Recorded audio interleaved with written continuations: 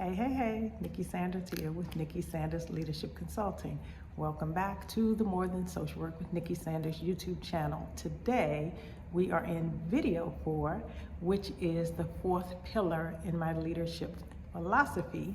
And that philosophy or that pillar is leadership is about transformation, not transactions. Now, as a high-performing woman of color, I'm sure you have heard that you have to work twice as hard to get half as far. I'm sure that you have been told that you have to work harder, that hard work pays off, that you have to show commitment and dedication, and you constantly have to prove yourself in a man's world, in a world that's not made for people of color, in a company or a world that may not have been created specifically for your success. I am here today to tell you that that is not true. No more overwork, underpaid, unappreciated, but also no more professional burnout and compassion fatigue. We are done.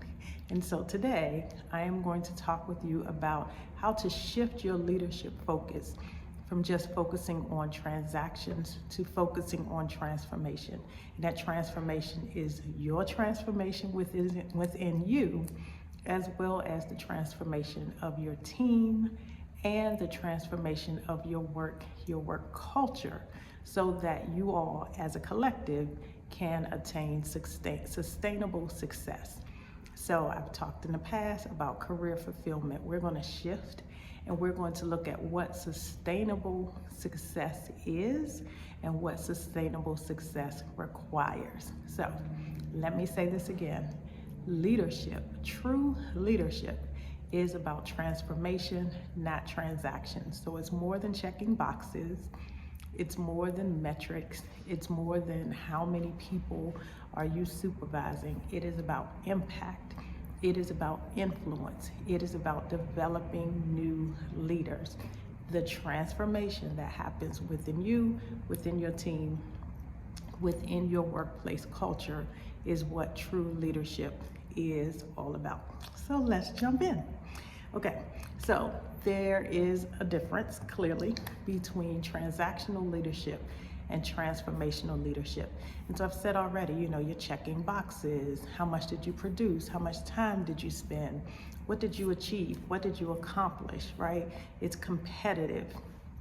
It is putting people against each other. It is looking only at processes and systems and not at the work as a whole, the vision, the sustainable long-term success. Transformational leadership is about long-term success and long-term impact, okay? So transactions, task-oriented, transformation, impact-oriented. So again, we're going to go beyond focusing on short-term wins and focus on long-term sustainable success with our transformational leadership. So as a woman of color, let me say this: rest is productive. Play is productive. You are not a machine, and you are enough. You do not have to compete for your value. You deserve to be in the space that you're in. You have the skills, you have the experience, you have the knowledge, you have the willingness to learn and grow and develop. You have gone from the go-to girl where people are asking you questions, they need your support, they want your leadership, and you are in that leadership role because you definitely earned it.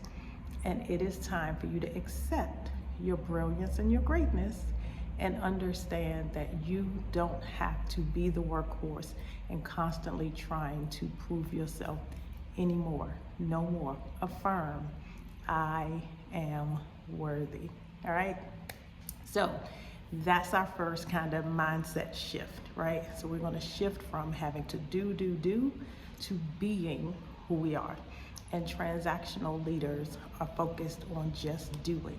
Transformational leaders are focusing on being themselves, being authentic for themselves, and who their team members are being or becoming in the process of doing the work that they do. So instead of being a micromanager, because none of us like micromanagers, we're going to trust our people, we're going to trust our team, we're going to set them up for success, but we're also going to trust ourselves and know that we are where we are supposed to be. We deserve this seat at the table. So one of the things that for me is extremely important as a leader is being a mentor. I always want to be uplifting, supporting, encouraging, empowering the next generation of leaders. And I'm going to encourage you to do the same thing. Part of being a transformational leader is understanding that everything does not fall on you. And delegating is not pushing off work on people that you don't want to do or you don't like. It is focusing on your strengths of your team, allowing people to take on new things and stretch their skills, giving them stretch projects.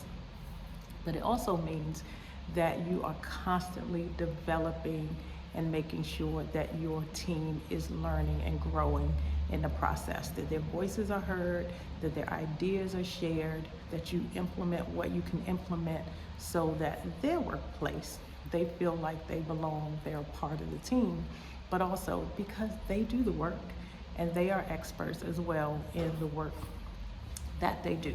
So first, we're going to focus on purpose, leading with purpose, leading with the idea that we are transforming as a team. We're growing, learning, developing together, and not just processes.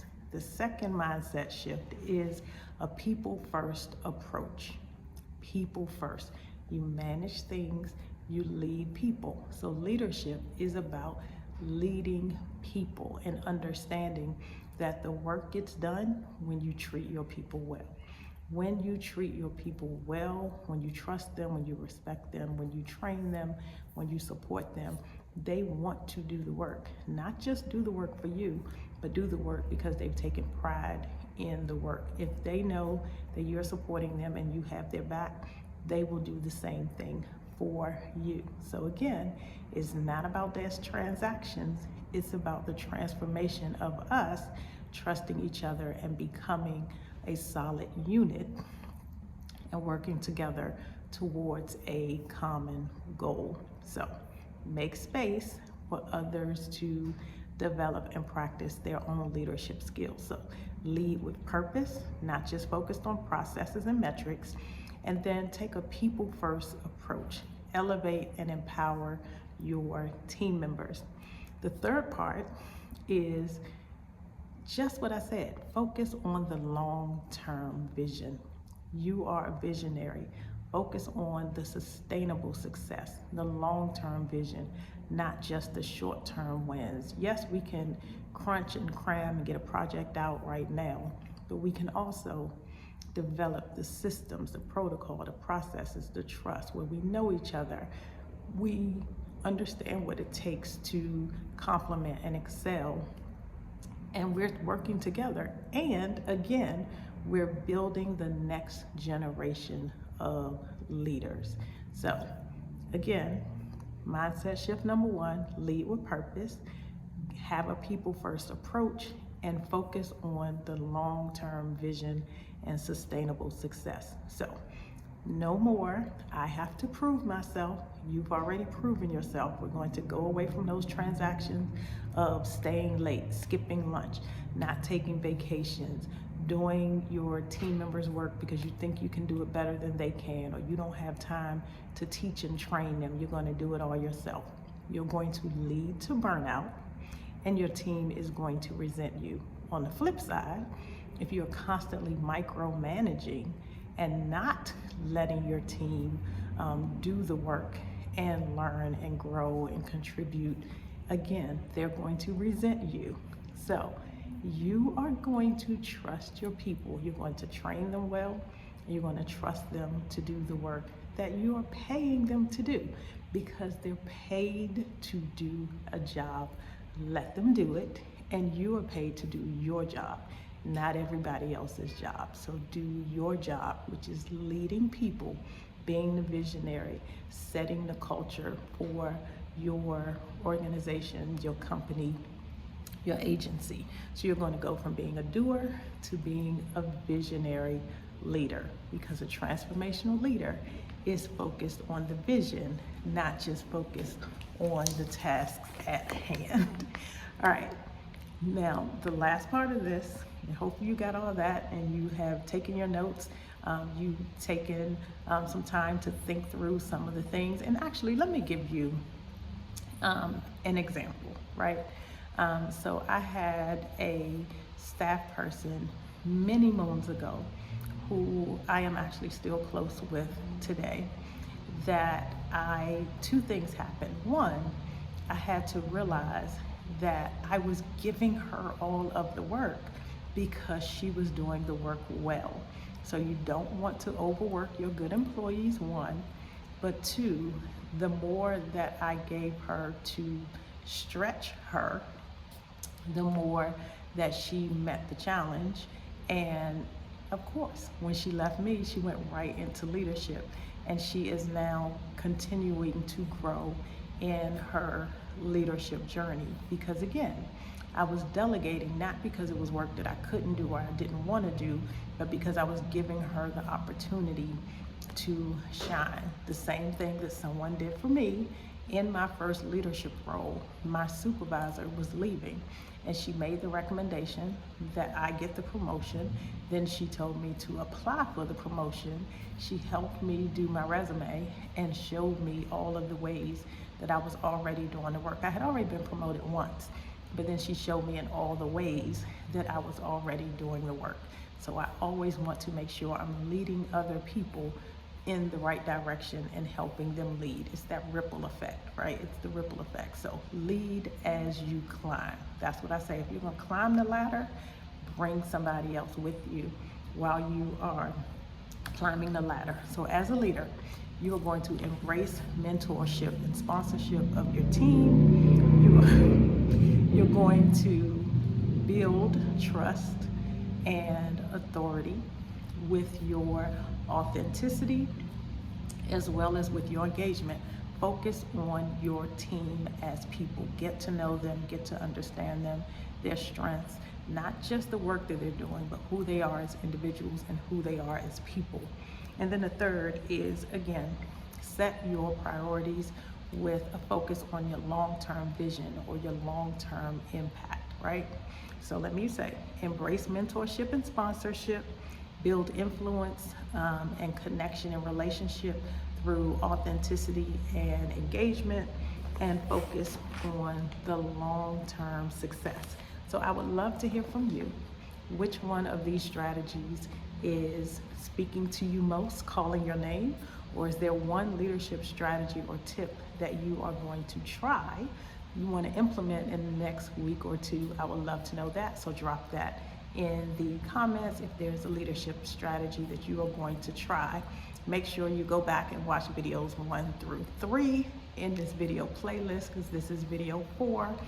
And again, if you want some help, support, resources around developing yourself as a leader with strength and with softness, no more overwork, underpaid, unappreciated, no micromanaging, no running on the treadmill.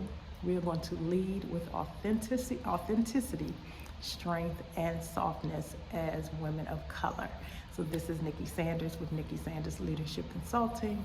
Thanks for joining me here. Come back for video 5. Check out videos 1 through 3. And then also, if there's something else in your leadership journey that you have a question about, drop it in the comments and I'll do a video on that too. See you soon. Bye.